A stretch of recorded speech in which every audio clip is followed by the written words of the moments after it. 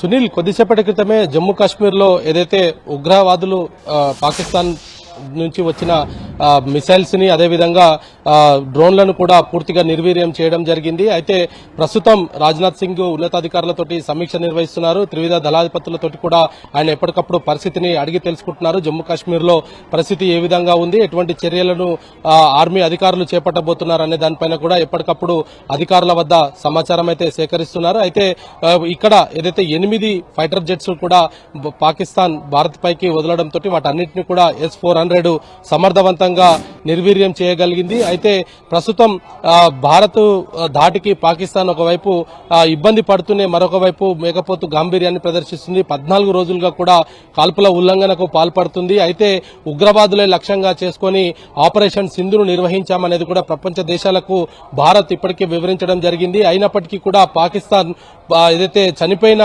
ఉగ్రవాదులందరికీ కూడా తమ దేశ జాతీయ జెండాను కప్పి ఒక వీరులు చనిపోయినట్టుగా చిత్రీకరిస్తూ ప్రపంచ దేశాలకు సాధారణ పౌరులను చంపివేసింది భారత్ అనే విధంగా అక్కడ ట్రీట్ చేయడం జరిగింది. అయితే ఆ యొక్క మృతులకు సంబంధించిన సంతాపం తెలిపే సమయంలో ఉగ్రవాదులు పాకిస్తాన్ ఆర్మీ అధికారులు కలిసి ఉండడంతో ప్రపంచ దేశాలకు కూడా ఒక మెసేజ్ అయితే వెళ్లిన పరిస్థితి ఉంది. పాకిస్తాన్ ఎటువంటి ఆలోచనతోటి ఉంది అన్న దానిపైన కూడా ఇప్పటికే ప్రపంచ దేశాలకు తెలియడం జరిగింది. అయితే ఈ రోజు సాయంత్రం తాజాగా ఏదైతే పఠాన్కోట్, జమ్మూ, రాజస్థాన్ ని లక్ష్యంగా చేసుకుని దాడులకు పాల్పడుతుందో వాటన్నింటినీ కూడా S-400 ద్వారా సమర్థవంతంగా అయితే తిప్పికొట్టగలిగాము.